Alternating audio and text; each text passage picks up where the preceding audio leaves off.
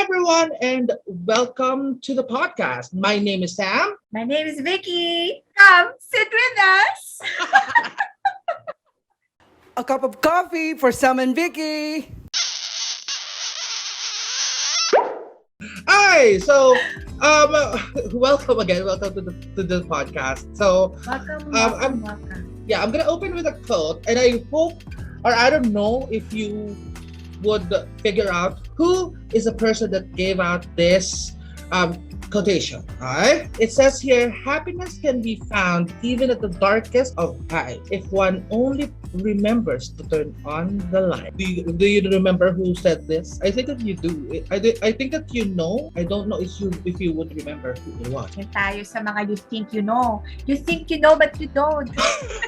Later on, I'll let you know who is the person behind the quotation. Anyways, so we're going to be talking about something really sensitive today because I think that it's better to start here because it's really important. Am I right? So we're going to be talking about something very sensitive, very it's supposed to be, how do you call it, should be normal to be discussing this topic right now, specifically right now because it's really happening all across the world. And it's of course we're going to be talking about mental health awareness, which is very important. So my question to you, Vicky, how are you? Could be better. Could be better kasi I just stay here at home.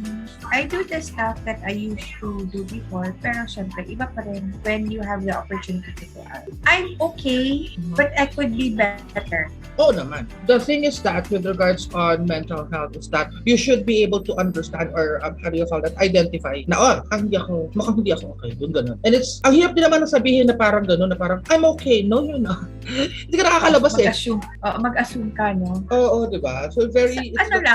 You cannot, sometimes kasi, even if you wouldn't really know if you're okay until someone asks you, diba? Like, kanina, tinanong mo ako, am I okay? Parang, I am okay, but I can be better. So, yun yung medyo mahirap na. Akala mo, okay ka, pero hindi ka pala okay. Until someone asks you how you are feeling mentally, you wouldn't really know. That's true. That's very true. Actually, so I had a friend na medyo meron palang pinagdadaanan siya. She posted something on Facebook that I found like medyo mali yung post mo. So instead of commenting to her page, I just PM'd her and asked her, hey, medyo off-putting yung comment mo. And then she said na may pinagdadaanan ako ganyan. So that's the problem. You're not telling everyone or anyone that you have a problem. You have to talk to people and let them know. Like for example, ikaw, you are with your family. I'm with my family as well here at home.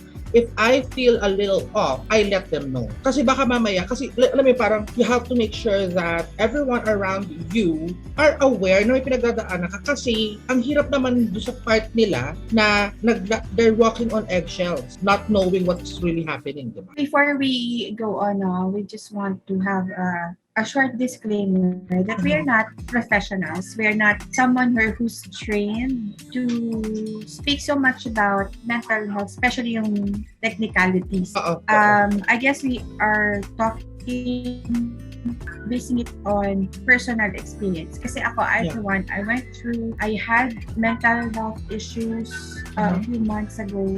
Actually, na pala siya eh. It kept on happening, but I didn't know that was it until I got diagnosed. Again, we are going to base this conversation on the people that we know and probably our own experience. No? So, yun lang. Disclaimer now, we are not professionals. That's why we're talking about it. We're talking about it because it's important. Yeah, it's really, actually, like what I was saying, it's more of like, it's better this way na napapag-usapan lagi. You are not alone here. So we have to make sure na kailangan ng mga tao sa paligid mo na malaman. Pati kaya lalong lumalala yung ganun yung stigma, and secondly yung mga, how do you call that, mga cases is because hindi napapag-usapan. Kailangan pag-usapan itong mga ganitong bagay. You have to literally talk about what you're feeling rather than just yung parang kawawa naman yung mga tao sa paligid mo, di ba? Yung even if you are with family, sometimes unfortunately, sometimes even the people that you are with 24/7, it doesn't guarantee that they would understand what you're going through. That's one thing that we want to set here, na hindi minsan kasi kung sino pa yung supposedly makakaintindi sa'yo, sometimes sila yung hindi nakakaintindi. Because when you have mental health challenges, it's one of two things yung interpretation. One is you're just seeking attention, and secondly is it's either namana mo siya. Totoo. Which is kung ganun siya, I mean, if it was like that, it's easier kasi ma-identify mo siya outright eh. But you know, when I went through it, there are times na even if I try to explain it to the people here sa bahay, there are words of encouragement, like let's say, kaya mo yan, ganito, ganyan, isipin mo na ganito.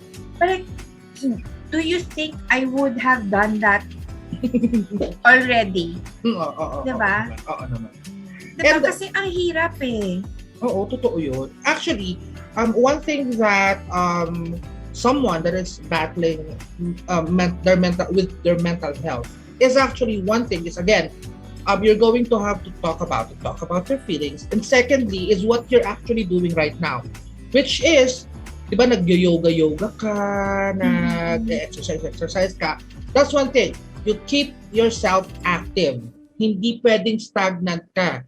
Kasi pag wala kang ginagawa, the more mo maiisip yung nangyayari, where in turn lalong you're gonna go down in a very bad rabbit hole. So yes, that's another thing. You should always keep busy, other than you constantly constantly doing your yoga. What other things are you what are the other things that keeps you busy?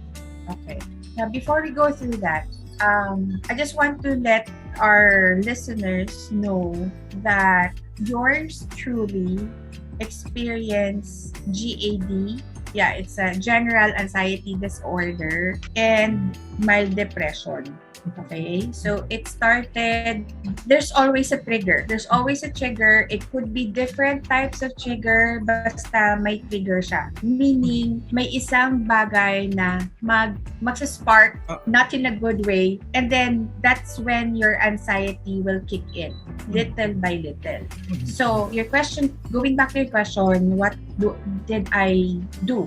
So, first is, I had to make sure na I wasn't just thinking about it. So I had to have myself diagnosed. I had a teleconsult with a professional. So sinabi ko lahat sa kanya, and then that's when the time inassess niya ako kung ano yung sakit ko. Now I was very clear that I don't want to take medicine kasi I don't want to be dependent on medication. I don't want to be dependent, although meron akong mga supplements like vitamins, ganyan. After which, what I did was, yoga, a little bit of dancing, being vocal about it. That's the most helpful thing. I really don't mind doon sa mga sasabihin ng mga tao na, ganito, ganyan. You don't know what I'm going through. So, I will talk about it the way I know how, just to, it's not just for me, it's for the other, people around me who might be experiencing the same thing. And they're just shy to speak about it. Kasi nga, di ba, pag parang, diba? That's why it took me almost 6 months. I still have attacks, pero manageable. The most difficult was running out of breath, na ang mahirap kasi is yung attacks mo is very similar to when you're having a stroke. So you wouldn't really know until you know. Yun na. So yun. May mga time yun, running out of breath or shortness of breath, tapos shaking, then, and aside from that, may mga pains talaga. May mga pains na very similar to when you are having a heart attack. Like yung masakit yung ulo, masakit yung shoulder, masakit yung likod. As in, buong katawan mo masakit. Na kaya siya ganon is because your mind is telling you that it's painful. So, like for me specifically, yung diagnosis sa akin is health anxiety. So, feeling ko, yung tipong may konting sakit, it's cancer. Ay, ganon. Oo, as in, alam mo yun, yung tipong, even when peeing, yung dumating ako sa point na tinitingnan ko yung color ng pee ko because I feel that if it changes colors, there's something wrong with my kidneys. Actually, like, so, ganon siya. I to be honest, like, I giggled a bit. Not because I find what you're going through funny, but it's just that you have, like, I've already told you about this friend of mine who is exactly going through the way that you're going, that, you know, that she's thinking of the same thing. Like, she's always, yung parang, she's going through something as well. Mas malala siya in a way that she allows it to take over her like, for example, her day. Like, for example, she's on a trip. She's going to be on a trip. She went to London. She's coming back. Nasa airport siya. Nataka siya ng anxiety niya. And she literally is shivering na parang siyang nilalagnat na nasa airport na siya. Nasabi niya, hindi ako makakalipad. Ganito yung pakaramdam ko. Sabi ko, you have to calm down. Kalmahin mo muna yung sarili mo before you say anything. Kasi pag nasa airport ka at sinabi mong may sakit ka, malamang hindi ka paliparan talaga pabalik ng Pilipinas. Diba? And the problem is that, alam mo yung parang her head literally is telling you that you're sick. You just have to relax first. And she's a go kind of girl. Alam mo parang rak-rak ng rak-rak, trabaho ng trabaho. That's one thing as well that everyone should be very careful about, because when you're feeling a slight depression or anxiety, or you have a mental disorder and it's triggering you, what you first need to do is to stop. Tigil ka muna. Think, identify, ito ba ay emotional stress lang? Ito ba ay anxiety na talaga? O ako ba talaga yung nilalagnat? You have to identify first. And it's very, how do you call it? Parang baka mamaya, easy na magkamali. It's easy kasi, yun nga, sabi mo, di ba, yung symptoms ng anxiety mo feels like a stroke. Yes. But it's not an actual stroke, right? So you have to be very careful. So that's another thing, di ba? You have to take a pause, you have to take a break, identify what's really happening. Kasi baka, mamaya, mali yung, huwag ka mag-self-diagnose. Tama ka. Don't self-diagnose. You have to consult a doctor, a professional one, di ba? Yes, kasi may mga, you have to know kung yung pain ba na nararamdaman mo is just phantom pains, or is it really painful in a sense na meron na pala, there's something wrong with you physically. Exactly. So yun, like what happened to me, so I'm having shortness of breath, ganyan. What I did was to consult yung magpa-blood work, ganyan, x-ray, ECG, had the doctor look on my, with my results. When she saw nothing wrong, so binigyan niya lang ako ng mga medicine na, supplements, ganyan. And then, what I noticed was, the thing is, you need to accept that there is something wrong in the first place. Wag mo siyang i-disregard. Like, yung katulad ng what's happening to your friend, na she's working so much. And then, all of a sudden, she's having these attacks and all. So, ang nagiging problema kasi ng iba, because akala nila they know yung well-being nila, sometimes they disregard it. Like, kaya that's the reason why most often than not, yung mga kakaroon ng anxiety attacks or, other mental health issues, kasi it could be hereditary. Pwede naman talaga siya na gano'n. Ito naman. But most often than not, it's ang mga factor is you're overworked, you're burnt out, you overthink na, yun nga, it's may something na hindi mo ma-explain why it's happening to you, but then you disregard it until such time na wala na, bigla ka na lang sasabog isang beses, yun na, and then you'll have a hard time recovering kasi nandun ka na sa point na parang wala na, sumabog na. Oo. Meron din kasi, like, for example, may mga tao din naman that first, how do you call that, na-identify na nila nila na meron silang disorder, okay? Nakapagpakonsulta na, nabigyan na ng gamot, literal, right? But the problem is that they haven't changed anything in their life. So you have to as well change that. Kasi clearly, kaya ka nagkaroon ng disorder is because there is something wrong with your routine. Probably overworked ka, hindi ka talaga, you don't eat healthy. Kasi eating healthy is as well a part of that, right? Isa, yan, ano pa ba? Very true. Mag-iinom ka. Yan, di ba? Yan yung mga ganun, yung mga usual. We're not saying na ito lang ha. Those are the usual and common things that triggers this kind of mental issue. Kaya ang sabi, kaya nagtataka ako kung bakit, if you're going, like this specific friend of mine, she says na she's constantly drinking her meds and stuff like that. Lagi pa rin siyang inaatake ng anxiety. So sabi ko, baka mamaya, dahil hindi mo naman binabago yung ginagawa mo, lalong lumalala yung anxiety mo. Sabi ko, kailan ka huli nagpa-check sa doktor mo? Sabi ko gano'n. And she told me that the last time that she had it checked was 2 years ago. Sabi ko, so 2 years, diba? Parang sabi ko, 2 years ago, baka mamaya, nagpalit na ng gano'n, kumbaga na-immune na yung system mo dun sa gamot, kaya hindi na umi-epekto. Go back to the doctor and have it checked. Pagbalik niya, after like, kasi, diba? What happens during a diagnosis, okay? What happens during a diagnosis is because you will talk to your doctor kasi you need to identify your triggers. Kailangan alam mo yung mga triggers mo kasi you have to embrace those triggers because unfortunately, for yun nandyan na yan, hindi mo na siya mababago. Like, ako for one, ang trigger ko is death.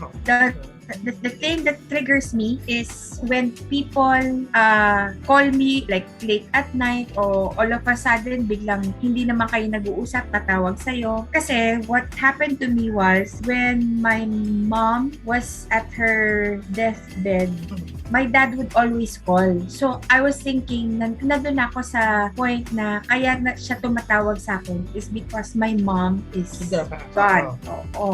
So, nagkatakot akong sumagot. And then, even with other, like ikaw, halimbawa, tatawag ka sa akin, I will not answer. Unfortunately, importante talaga sa akin mag-text ka muna. For some reason, yun yung trigger ko eh. So, yun yung sinabi ko sa doctor ko na like when my uncle recently passed away, doon siya na my cousin called me as in wala kaming balita. We didn't know that he was sick in the first place, that his family is going through something like that. Hindi naman sinabi sa amin because akala din ng family niya magsusurvive siya because it all started with the simple lagnat. It's not even COVID. So, yun, parang, tas tinawagan ako na alam mo ganito, ganyan. So, yun na, doon nag-start. Lalo na when that uncle of mine is very close to me because he's the closest to my mom. So, alam mo yun, yung emotional connection. So, yun, once you sit down with your doctor, you need to be honest. Huwag kang magtatago ng kahit na anong information. Kasi professional naman sila eh. They will keep your confidentiality. Yung very confidential yung conversation. And sometimes the details that they ask are very minor. Nothing major. Ikaw mismo yung sasagot sa sarili mong tanong sometimes. Ganon. Totoo. Kaya nga sabi ko, I like personally me, I haven't really had an opportunity to have a check. Pero I know how to manage myself if I am feeling depressed or if I'm having an anxiety attack. And one thing is that kailangan lagi ka talagang on your toes when it comes to like, sino ba naman sa mundong ito ang sanay na ma-lockdown?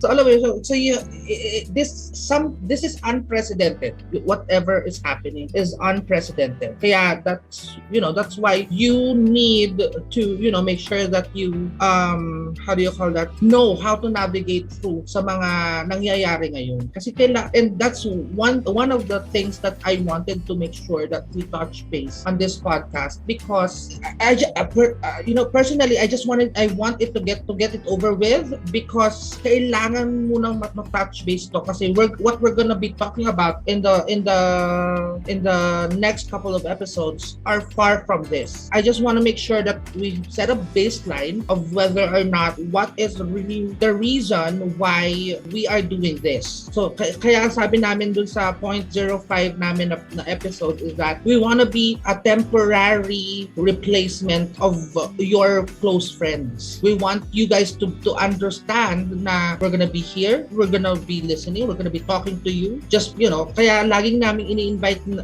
kayo ini-invite over a cup of coffee. So you'd feel like, oh, someone is there for me. And I believe that if you, like what you said on the pilot, no, na parang, just give us a chance. Give us a chance. Sit down, listen to us, and probably we can ease a little bit of your problems, and probably just, nandiyan naman pala si Sam at si Vicky. They're literally going through the same thing that I'm going, Yeah, kasi yun yung, like for what, again, it doesn't guarantee na yung makasama mo. Sometimes, again, they are the first ones to say there is nothing wrong with you or you're just making it up. So it's important that you find a community that will not judge you. Like, I, for one, it's easier for me to talk about it. Kasi sabi nga nila, you cannot give something that you don't have, diba? So ako, I have it. That's why I'm very open about it because one, it increases the awareness of the people who's not affected but might have a friend or a family member who's experiencing it. Second is for most especially to those who has it. Why? Kasi walang ibang gamot dyan kundi you let it all out. Crying also helps. Like when I really can't say anything kasi sometimes you will run out of words. Diba? Kasi nga mahirap nakakapagod magkwento. Diba? Iiyak mo na lang. Just, cry it out and, when you tell it to people, if they have yung snarky comments na parang don't defend, just let it all out. I mean, if I'm not telling you this because, I want to gain your attention or whatever, if you don't want to listen, that's fine. You move on to someone who would listen. And to those who's listening, you don't have to say anything. You just have to listen. You don't have to understand because understanding it's very complex. It's going to be very difficult for you. Huwag niyong intindihin, pakinggan niyo lang. Yun yung important.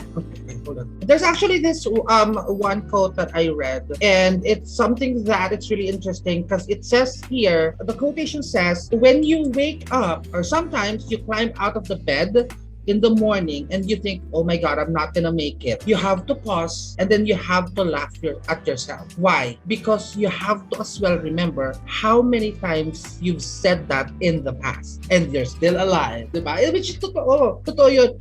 As a person that has, depression, anxiety, you have to as well laugh it off in a certain level where you're going to tell yourself, hindi, nangyari dito kahapon sa akin eh. Okay pa rin naman ako eh. You have to, hindi porket, and sometimes it's bad to say that binivictimize natin ang sarili natin.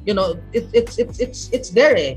We feel, victimized every time. Pero you have to as well come to a certain level of consciousness and say, okay, nangyari na to sa akin yesterday. Nangyari na to sa akin last week. I survived. So this shouldn't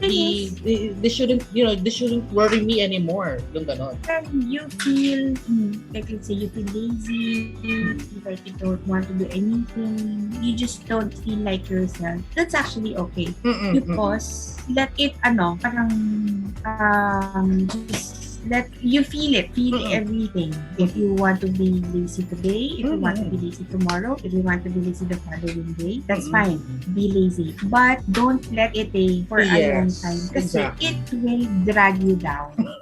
Oo, totoo yan. Anyways, so that's really a good conversation that we had. Let's allow me to just to do a little recap of the things that we talked about, which is ano ba talaga yung kailangan gawin ng isang tao when it comes to mental health awareness. Okay, so first you have to talk about your feelings. Kailangan mong maging active, exercise. You have to as well ask for help. Don't self-diagnose, and most importantly, take a break. Magpahinga ka muna. isipin mo kung anong kailangan mong gawin. Ang totoo talaga kong gawin. I'm gonna go ahead and return back to the quotation that I said. And you're going to make fun of me when I say this. Okay? So again, the quotation that I opened with is, happiness can be found even in the darkest of times if one only remembers to turn on the light. And that quotation came from Mr. Albus Dumbledore. Yeah. Hindi Harry Potter. Diba? So yun. So alam mo, I'm happy, no? Happy ako dahil something that as big as a franchise of that is really, they've been talking about it. And I hope that you guys again join us with that conversation. Alright? So that's it for this podcast or this episode. Thank you so much for joining us today. And later on or in next week, we're gonna be talking about something light kasi ito medyo sensitive topic to, but I just want to get it out of my system. I want to to educate everyone as much as possible. But next week we're gonna be talking about something that me and Vicky are, which is best friends. Sumisigaw-sigaw ka dyan, hindi ko naman kita naririnig. Besties! Ayan. So we're gonna be talking about that next week. So please make sure to comment and subscribe to the channel, and as well follow us on Spotify and Apple Podcast. Yes. And you can also follow us. Give us a follow in all our social media accounts. You just type A Cup of Coffee with Sam and Vicky. We're gonna show up. We're there. It's our faces. That's our account. Follow. Mm-hmm. Okay. A Cup of Coffee with Sam and Vicky is produced by Mama Sam Media.